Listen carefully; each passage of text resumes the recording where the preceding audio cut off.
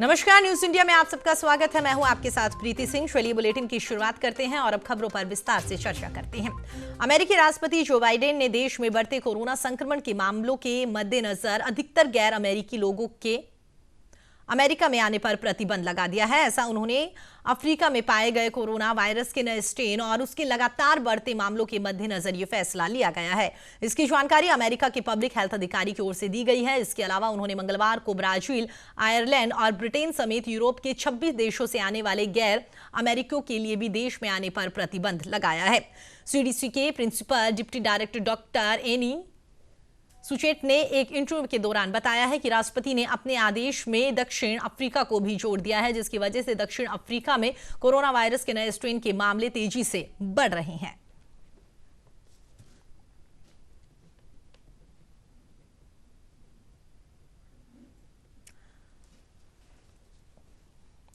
तो आपको बता दें, एक और जहां पर भारत में कोरोना वैक्सीनेशन का अभियान लगातार चलता हुआ नजर आ रहा है, तो वहीं पर अगर अमेरिका की बात करें तो अमेरिका के नए राष्ट्रपति जो बाइडेन की ओर से शपथ के बाद में काफी अहम फैसले लिए गए हैं। उनमें से एक अहम फैसला उन्होंने ये भी लिया है कि जिस तरीके से अमेरिका में कोरोना का संक्रमण बढ़ रहा है, या फिर कह सकते हैं कि कोरोना के नए स्ट्रेन के मामले भी यहां पर देखने को मिल रहे हैं, तो उसको लेकर यह फैसला लिया गया है कि कोई भी गैर अमेरिकी अब अमेरिका में नहीं आ सकता।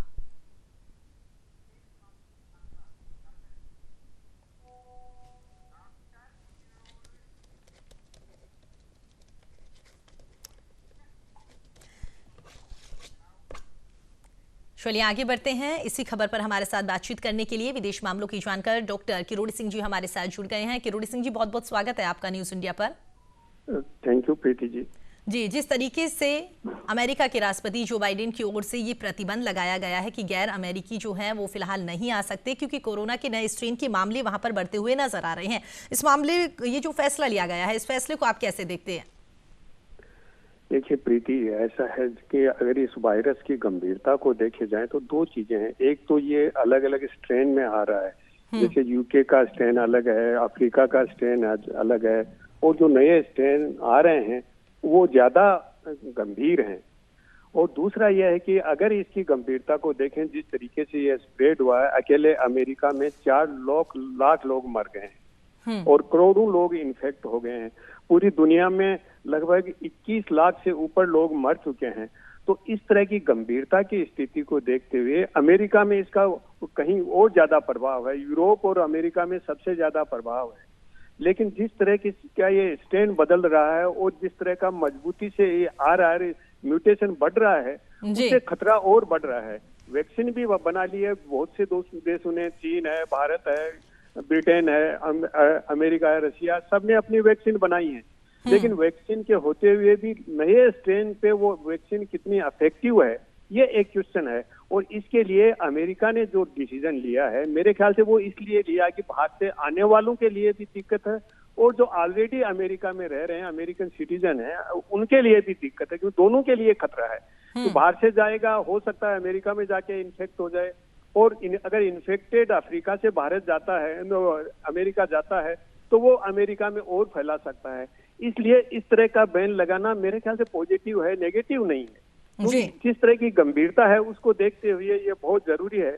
और अमेरिका में जिस तरीके से स्प्रेड हो रहा है और कंटेन नहीं हो पा रहा है, वो बहुत ही खतरनाक स्थिति में है अमेरिका। जी प्रीति जी। लेकिन एक और तो कह सकते हैं कि वैक्सीन आ गई है, उसके बाद से कहीं ना कहीं लोग उत्साहित भी है इस बात को लेकर, और फिर अचानक से ऐसा नहीं है कि ये पहला फैसला है। शपथ लेने के बाद में उनकी ओर से तमाम महत्वपूर्ण फैसले लिए गए हैं, लेकिन आपने बताया कि वाकई इस फैसले को पॉजिटिव ले सकते हैं, तो कहीं ना कहीं आने वाले दिनों में कह सकते हैं कि ये प्रतिबंध हटाया जा सकता है। फिलहाल ही लगाया गया है क्योंकि कोरोना का नए स्ट्रेन को लेकर काफी मामले सामने आ रहे हैं। देखिए प्रीति जी, नया स्ट्रेन आ रहा है, वो ज्यादा लेथाल है, ज्यादा खतरनाक है, इसलिए ये प्रतिबंध लगा। निश्चित रूप से ये प्रतिबंध परमानेंट नहीं होगा, क्योंकि जब वैक्सीन का कुछ इम्पैक्ट है, वैक्सीन की प्रोसेस तो अभी शुरू हुई है और वैक्सीन के अभी भी कुछ साइड इफेक्ट हो सकते हैं, क्योंकि ज्यादातर वैक्सीन है उनकी ट्रायल प्रोसेस में कुछ लोगों को संदेह अभी भी नजर आ रहा है, और इसीलिए ज्यादा लोग वैक्सीन लगवाने के लिए आगे नहीं आ रहे हैं। भारत में भी यही स्थिति है और दूसरे देशों में भी यही स्थिति है। तो वैक्सीन की एफिकेसी कितनी है, इफेक्टिवनेस कितनी है, अभी उसके बारे में लोगों के दिमाग में एक तरह का संदेह है, कुछ आशंकाएं हैं। तो वैक्सीन के लिए लोग आगे भी नहीं आ रहे हैं। लेकिन वैक्सीन लगाने के बाद में साइड इफेक्ट कोई जरूरी नहीं है 1 महीने में आए या 2 महीने में आए, हो सकता है 5 महीने 6 महीने बाद में लोगों में साइड इफेक्ट आए और वैक्सीन को लेके लोगों में फिर एक निराशा का वातावरण हो जाए। इसलिए निश्चित रूप से ये जब कंट्रोल में आ जाएगा तो इसको हटाया जाएगा। तो मुझे लगता नहीं कि इमीडिएटली अभी महीने 2 महीने में कंट्रोल आएगा, कुछ समय लग सकता है और कुछ समय बाद निश्चित रूप से जी कह सकते हैं कि जिन देशों पर प्रतिबंध लगाया गया है उनके लिए कुछ हद तक ये थोड़ी चिंता की बात हो सकती है, लेकिन अमेरिकी जो हैं उनके लिए काफी सही फैसला लिया गया है। लेकिन उन देशों के लिए भी मेरे ख्याल से सही है। मान लीजिए बिना इन्फेक्शन वाला उन देशों का कोई जाता है और अमेरिका में स्प्रेड ज्यादा हो रहा तो उनमें भी तो इन्फेक्ट हो सकता है ना। इसलिए दोनों के हित में है, ये केवल एक के हित में नहीं है। लेकिन जो दूसरे देशों पे प्रतिबंध लगाया उनके हित में ऐसे है कि उनका आर्थिक है, व्यापारिक है या दूसरे हित उनके प्रभावित हो सकते हैं। लेकिन वैक्सीन के जहां तक मानव का सवाल है उन देशों के भी हित में है, क्योंकि अमेरिका में जाके इन्फेक्ट होते हैं और फिर वापस लौट के अपने देश में आते हैं तो ज्यादा प्रॉब्लम हो सकती है। इसलिए दोनों के हित में है, एक के हित में नहीं है, क्योंकि परमानेंट होगा नहीं। ये जब कंट्रोल में आ जाएगी सिचुएशन तो इसको वापस हटा लेंगे। हाँ, लेकिन तात्कालिक दृष्टि से उन देशों का व्यापार है या जो दूसरे हित हैं वो प्रभावित हो सकते हैं। जी प्रीति जी।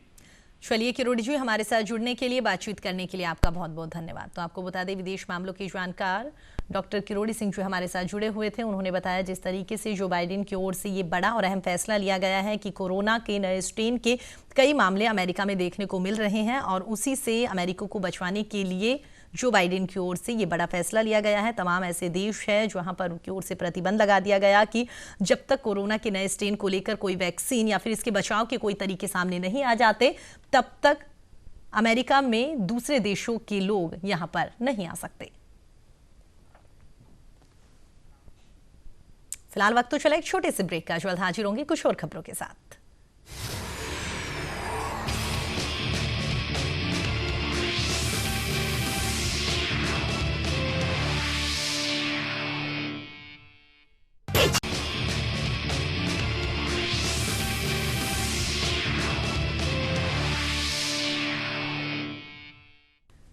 ब्रेक के बाद एक बार फिर आप सभी का स्वागत है। चलिए आगे बढ़ते हैं। करीब 2.5 महीने के अंतराल के बाद में भारत और चीन की सेनाओं ने रविवार को कोर कमांडर्स स्तर की 9वें दौर की बातचीत हुई है। इसका उद्देश्य पूर्वी लद्दाख में टकराव वाले सभी स्थानों से सैनिकों को हटाने की प्रक्रिया पर आगे बढ़ना था। पूर्वी लद्दाख में वास्तविक नियंत्रण रेखा के चीन की ओर से स्थित मोल्ट्रो में सुबह लगभग 11 बजे शुरू हुई मैराथन बैठक देर रात 2:30 बजे खत्म हुई है और इस दौरान भारत ने एक बार फिर साफ कर दिया है कि क्षेत्र में तनाव कम करने की पूरी जिम्मेदारी चीन पर ही है। इससे पहले 6 नवंबर को हुई 8वें दौर की वार्ता में दोनों पक्षों ने टकराव वाले खास स्थानों से सैनिकों को पीछे हटाने पर व्यापक चर्चा करी थी। बातचीत में भारतीय प्रतिनिधि मंडल का नेतृत्व लेह स्थित 14वीं कोर के कमांडर लेफ्टिनेंट जनरल पीके मेनन कर रहे हैं। भारत लगातार ये कहता आ रहा है कि क्षेत्र में टकराव वाले सभी स्थानों से सैनिकों को वापस बुलाने की प्रक्रिया को आगे बढ़ाने और तनाव को कम करने की जिम्मेदारी चीन की है।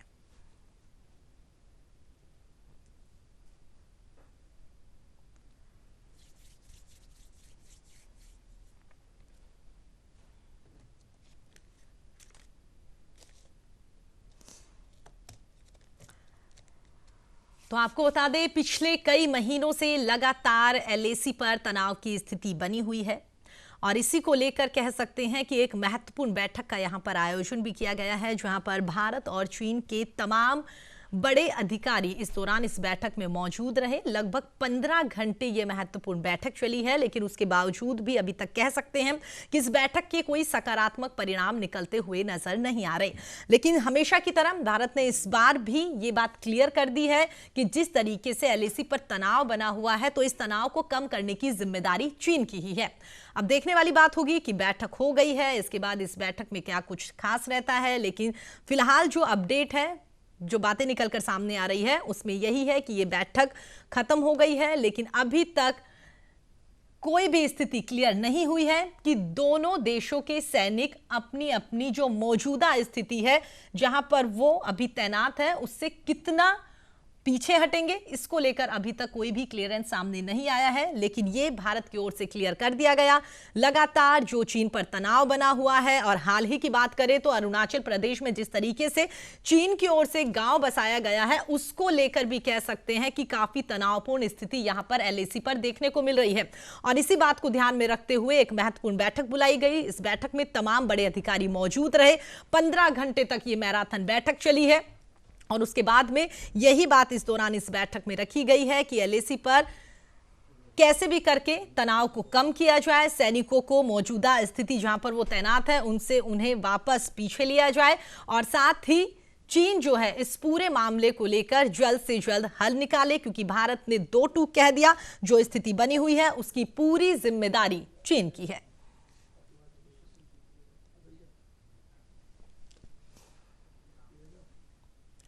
कृषि कानूनों के विरोध में किसानों की हुंकार अब देश की आर्थिक राजधानी मुंबई तक भी जा पहुंची है। मुंबई के आजाद मैदान में आज किसानों ने एक विशाल रैली आयोजित करी है, और इस रैली में लगभग 50,000 किसानों के पहुंचने की संभावना है। इस रैली में किसान नए कृषि कानूनों को रद्द करने की मांग को और भी बुलंद करते हुए नजर आएंगे। खास बात तो यह है कि इस रैली में महाराष्ट्र सरकार के लोग भी पहुंच रहे हैं। किसानों की मांगों से समर्थन जताने के लिए कद्दावर नेता शरद पवार और महाराष्ट्र सरकार में मंत्री आदित्य ठाकरे भी यहां पर पहुंचेंगे। मुंबई के आजाद मैदान में किसान रविवार से ही डेरा डाल चुके हैं। रविवार की देर रात किसानों ने आजाद मैदान में ही गुजारी, और यहां पर नासिक, लातूर, भिवंडी, पुणे से बड़ी संख्या में किसान यहां पर पहुंच रहे हैं। आपको यह भी बता दें कि मुंबई का आजाद मैदान महाराष्ट्र के बड़े विरोध प्रदर्शन का गवाह रहा है। आज इस मैदान में पूर्व केंद्रीय कृषि मंत्री और एनसीपी प्रमुख शरद पवार, महाराष्ट्र कांग्रेस अध्यक्ष बाला साहेब थोराट और शिवसेना नेता आदित्य ठाकरे यहां पर पहुंचेंगे, किसानों को संबोधित करेंगे, और इसके बाद में यहां से किसानों का एक विशाल जनसमूह राजभवन की ओर मार्च करेगा। ये किसान राज्यपाल भगत सिंह कोश्यारी को ज्ञापन देंगे। मुंबई में इतने बड़े पैमाने पर एक साथ लोगों के आने की वजह से पुलिस के लिए कानून व्यवस्था को दुरुस्त करना एक चुनौती बनता हुआ नजर आ रहा है।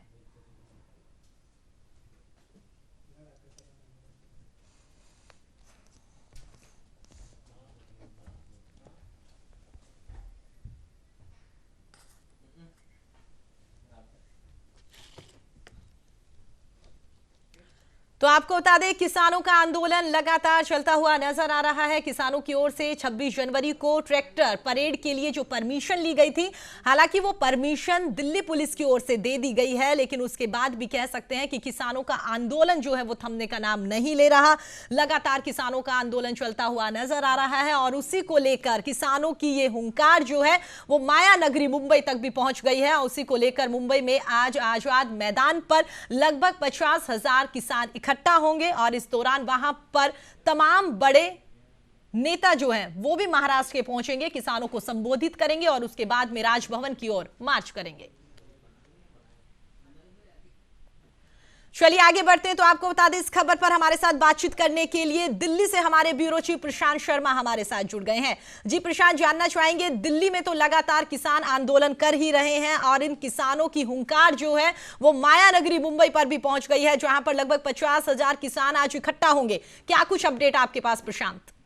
जी देखिए प्रीति, मैं आपको बताना चाहूंगा, मैं मुंबई में मौजूद हूँ, और ये जो चर्च गेट के पास आजाद मैदान है वहाँ किसानों का जुटना शुरू हो चुका है, और पुणे से, नासिक से, लातूर से और भिवंडी से लगातार किसान आ रहे हैं। और जो यहाँ के किसान नेता हैं वो शरद पवार के नेतृत्व में यहाँ एक बड़ी सभा करने का आज प्रयास कर रहे हैं, और वो चाह रहे हैं कि ज्यादा से ज्यादा यहाँ जनसमूह जुटे, कृषि बिलों का विरोध करें। उसके बाद वो मार्च करते हुए राज्यपाल के पास जाएंगे, और राज्यपाल भगत सिंह कोठारी को एक ज्ञापन सौंपकर मांग करेंगे कि तीनों कृषि बिलों को केंद्र सरकार वापस ले ले। और मैं आपको बताऊं कि यहाँ पे जो महाराष्ट्र के किसान है, चाहे शेतकरी संगठन है, चाहे शरद पवार का रोल है, चाहे राजू शेट्टी है जो निर्दलीय सांसद भी रहे, तो वो सारे आंदोलन को सफल बनाने में जुटे हुए हैं। और जो ये चर्च गेट के पास मैदान है, यहाँ पे किसानों का जुटना लगातार जारी है। जी प्रीति। क्या लगता है प्रशांत, जैसा कि आपने बताया आप खुद वहां पर मौजूद हैं, किसानों के आने का सिलसिला वहां पर शुरू हो गया है, तमाम बड़े नेता वहां पर पहुंचेंगे। सुरक्षा की बात करें तो प्रशांत, सुरक्षा को लेकर क्या कुछ इंतजाम फिलहाल वहां पर नजर आ रहे हैं? क्योंकि कहीं ना कहीं ये साफ है, इतनी तादाद में किसान अगर वहां पर इकट्ठा होंगे तो पुलिस प्रशासन के लिए सिरदर्दी तो है। जी देखिए प्रीति, यहाँ पे पुलिस और प्रशासन के इंतजाम पूरे हैं, क्योंकि आप देखिए यहाँ पे एनसीपी, कांग्रेस और शिवसेना का महागठबंधन की सरकार है और तीनों की, चाहे शरद पवार हो चाहे आदित्य ठाकरे, पुलिस प्रशासन अपने नेताओं की सुरक्षा में और किसान आंदोलन को कंट्रोल करने में जुड़ा हुआ है। वो सिर्फ इतना चाहते हैं कि शांति सुरक्षा के बीच में ये सभा हो जाए और उसके बाद मार्च करते हैं, क्योंकि इतने सीनियर लीडर है। आप देखिए खुद चीफ मिनिस्टर के बेटे जो यहाँ पे टूरिज्म मिनिस्टर भी आदित्य ठाकरे, वो भी पहुंचने वाले हैं। बाला साहब थोराट कांग्रेस के प्रदेश, तो जब सारे लोग मौजूद रहेंगे तो पुलिस प्रशासन पहले से ही अलर्ट मोड पे और काफी भारी संख्या में यहाँ पे महाराष्ट्र पुलिस लगी हुई है।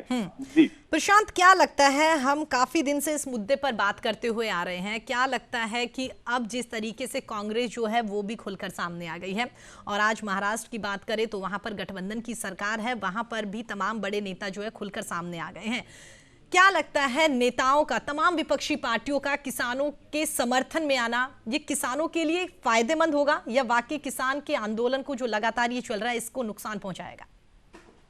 ये देखिए प्रीति जी, महाराष्ट्र में जो महागठबंधन की सरकार है उनके सभी नेता खुलकर मैदान में आ गए हैं और अपने अपने समर्थकों के साथ सभा में पहुंच रहे हैं, मार्च में शामिल होंगे। राजस्थान की बात की जाए तो वहाँ कांग्रेस विधायकों के पास टारगेट दिया गया है कि वो ट्रैक्टर रैली को सफल बनाने के लिए आधी कूच कर देंगे। कई जगह कूच कर चुके हैं, वहाँ के मंत्री भी कूच के लिए तैयारी कर चुके हैं। बिल्कुल। तो एक तरह से तो ये जन आंदोलन को एक समर्थन है विपक्ष की सभी पार्टियों का, जिससे आंदोलन का बड़ा स्वरूप पूरे देश में देखने को मिलेगा। लेकिन कहीं ना कहीं इससे किसान संगठनों को ये नुकसान हो सकता है कि ये एक राजनीतिक आंदोलन बन सकता है। जो अभी तक किसानों का आंदोलन था, अगर उस पर किसी पार्टी की मोहर लग जाएगी तो निश्चित रूप से केंद्र सरकार को, भाजपा को एक आरोप लगाने का बहुत सुनहरा मौका मिलेगा, जो पिछले 60-61 दिनों से ये आंदोलन चल रहा है कि आप देखिए ये कांग्रेस का आंदोलन है, ये विपक्ष के नेताओं का आंदोलन है। तो जो जनता का उन्हें स्नेह मिल रहा था, किसानों को अभी तक ये लग रहा था एक सहानुभूति मिल रही थी, वो खत्म हो जाएगी, क्योंकि राजनीतिक आंदोलन को फिर राजनीतिक नजरिए से देखा जाता है, ना कि सहानुभूति के नजरिए से। जी प्रीति, तैयारियों की बात करें प्रशांत, आप खुद वहां मौजूद है, क्या कुछ तैयारियां नजर आ रही है? कुछ किसानों से अगर बात हुई हो, उनका क्या कुछ कहना है, कितने उत्साहित है वो? आज तमाम बड़े नेता उनके बीच में आएंगे, उन्हें संबोधित करेंगे, और क्या लगता है प्रशांत अपने संबोधन में क्या कुछ बोल सकते हैं? जी देखिए प्रीति, मैं आपको बताना चाहूंगा किसान काफी उत्साहित हैं और यहाँ पे वो अपने साधनों से आ रहे हैं, चाहे वो ट्रैक्टर हो चाहे बसें हो, उनके लिए यहाँ पे कांग्रेस पार्टी ने, एनसीपी ने, शिवसेना ने प्रबंध भी किए हैं ताकि किसान संगठनों को, किसानों को लाने में कोई परेशानी का सामना ना करना पड़े।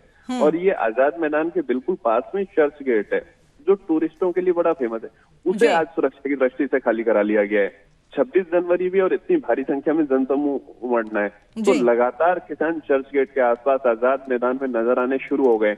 और जो किसान है उनका यही कहना है कि यहाँ पे जो महाराष्ट्र के किसान थे वो भी लगातार मांग कर रहे थे, चाहे शेतकारी संगठन हो या अन्य संगठन हो, कि किसानों को तीनों कृषि बिलों से मुक्ति दी जाए। मैं आपको बताऊंगा कि पहले भी एक मार्च राजू शेट्टी के नेतृत्व में हो चुका है कुछ दिन पहले, जो अंबानी के कैंपस के सामने किया गया था।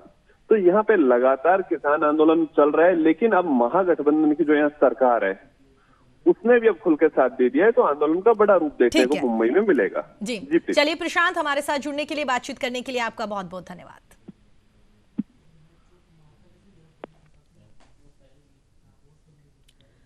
उत्तर प्रदेश के मुख्यमंत्री योगी आदित्यनाथ आज नोएडा दौरे पर रहेंगे, जहां पर ऐसा माना जा रहा है कि इस दौरान मुख्यमंत्री योगी आदित्यनाथ 10 प्रमुख योजनाओं को अमली जामा पहनाते हुए नजर आएंगे।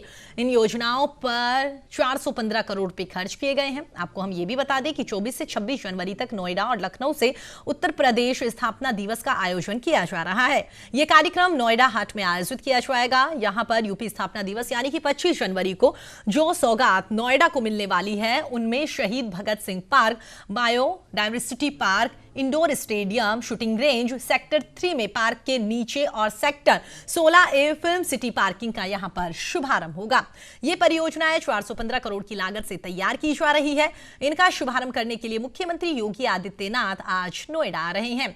योगी आदित्यनाथ सेक्टर 33 से स्थित शिल्प हाट में भी आयोजित कार्यक्रम में सम्मिलित होंगे और यहीं से इन परियोजनाओं का शुभारंभ करेंगे।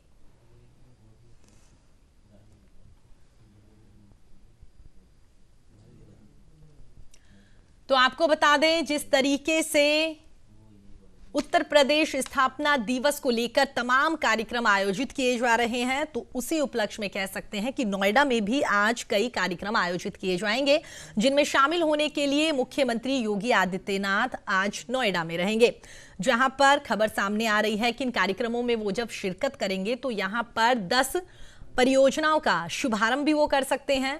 ये भी कहा जा रहा है कि लगभग 415 करोड़ रुपए की लागत लगेगी, जिन 10 परियोजनाओं को यहां पर मुख्यमंत्री योगी आदित्यनाथ की ओर से इनका शुभारंभ किया जाएगा।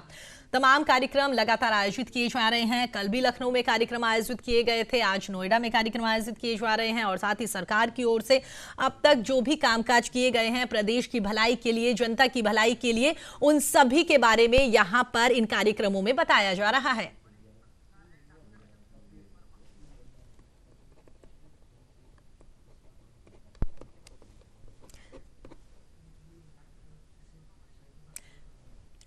चलिए आगे बढ़ते हैं। तो आपको बता दें, इस खबर पर हमारे साथ बातचीत करने के लिए वरिष्ठ पत्रकार डॉक्टर चंद्रसेन शर्मा हमारे साथ जुड़ गए हैं।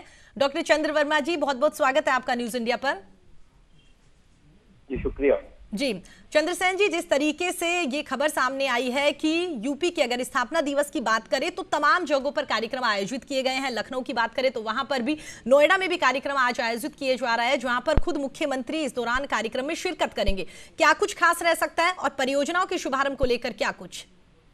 जो आज कार्यक्रम है मुख्यमंत्री आदित्य योगीनाथ का, वो 11:40 पर इंडियन एयरपोर्ट से गाजियाबाद पहुंचेंगे। उसके बाद जो कार्यक्रम है वो 12 बजे के आसपास वो जहां पर ये कार्यक्रम है नोएडा हाट, वहां पर जाएंगे और यूपी दिवस के जो सौगात आज नोएडा को मिलने वाली है उनमें Shaheed Bhagat Singh park, biodiversity park, indoor stadium, shooting range, sector 3 के पार्क और कई ऐसी योजनाएं हैं जो सौगात के रूप में मिलेंगी। और जैसा कि मैं आपको बता दूं कि कल जब मुख्यमंत्री ने इस कार्यक्रम का उद्घाटन किया तो उन्होंने स्पष्ट तौर से कहा कि बदलाव के नए मोड़ पर उत्तर प्रदेश है और जो अब उत्तर प्रदेश दंगों और अपराध के लिए नहीं जाना जाता बल्कि कानून व्यवस्था के लिए और अपने विकास के लिए जाना जाता है। तो जो विकास की बात करें, इसी सिलसिले में आज नोएडा को कई सौगातें ऐसी मिलेंगी जो मुख्यमंत्री जिनका उद्घाटन करेंगे। लगभग 10 ऐसी बड़ी परियोजनाएं हैं जिनको मुख्यमंत्री जिनका उद्घाटन करेंगे। चंद्रसेन जी, आपको क्या लगता है, जिस तरीके से आपने बताया कि वाकई ही सीएम की ओर से भी कई बार अपने संबोधन में ये बात कही गई है कि पहले की सरकारों में या पहले जो यूपी हुआ करता था वो अब नहीं है, आप इस बात को कितना सही मानते हैं? और जिस तरीके से लगातार भव्य आयोजन किए जा रहे हैं, आपको लगता है वाकई वो आयोजन करना एकदम सही है? जिस तरीके से जो बातें कही जा रही है उन पर सरकार एकदम खरा उतर रही है? देखिए, निश्चित तौर पे ये देखा जाए कि अभी से पहले, अगर सरकार से पहले अगर बात करी जाए तो आप देखिए कानून व्यवस्था किस तरह से लचर व्यवस्था थी और बल्कि जो कानून व्यवस्था थी, लचर व्यवस्था के लिए उत्तर प्रदेश को जाना जाता था। ना मुख्यमंत्री ने आने के बाद जो खानदानी और पेशेवर अपराधी थे उन पर लगाम कसी गई, उनके घर गिराए गए और इस तरीके से अपराध मुक्त की ओर उत्तर प्रदेश बढ़ रहा है। और प्रयागराज में जो कुंभ की सफलता के लिए जिक्र किया, वो भी देखिए कि शानदार कार्यक्रम मुख्यमंत्री ने किया और कई ऐसी योजनाएं हैं जो उत्तर प्रदेश विकास की ओर बढ़ रहा है। इसमें देखिए नोएडा सिटी में जो फिल्म सिटी बनने जा रही है वो एक बहुत बड़ा कदम है उत्तर प्रदेश के लिए, जिसके अंतर्गत कई फिल्म उद्योग के लोग उत्तर प्रदेश में आएंगे, इससे रोजगार के मौके मिलेंगे। और जो परियोजनाओं की बात मुख्यमंत्री ने आज करी है उसमें वो एक लगता है कि उत्तर प्रदेश एक दूसरी दिशा की ओर जा रहा है। तो कुल मिलाकर चंद्रसेन जी कह सकते हैं कि वाकई ही एक और जहां पर यूपी के स्थापना दिवस को लेकर तमाम कार्यक्रम आयोजित किए जा रहे हैं, तो वहीं पर दूसरी ओर जिस तरीके से परियोजनाओं का शिलान्यास यहां पर सीएम की ओर से किया जाएगा, कह सकते हैं कि वाकई आम लोगों के लिए शुभ संकेत है, ये उनकी अच्छाई के लिए, उनकी भलाई के लिए सरकार यहां पर काम कर रही है। जी निश्चित तौर पर देखिए जिस तरीके से बाहर की इंडस्ट्री के लोग आ रहे हैं, उद्योगपति बाहर से आ रहे हैं, फिल्म इंडस्ट्री उत्तर प्रदेश में आ रही है और ऐसी कई योजनाएं हैं जो आज जो 10 प्रमुख योजनाएं, उसमें कई लोगों को रोजगार मिलेगा। जो युवा है उनको रोजगार के एक अवसर प्राप्त होंगे, तो एक अच्छी खबर है युवाओं के लिए और उत्तर प्रदेश के लिए भी। जी बिल्कुल बिल्कुल चंद्रसेन जी, हमारे साथ जुड़ने के लिए, बातचीत करने के लिए आपका बहुत बहुत धन्यवाद।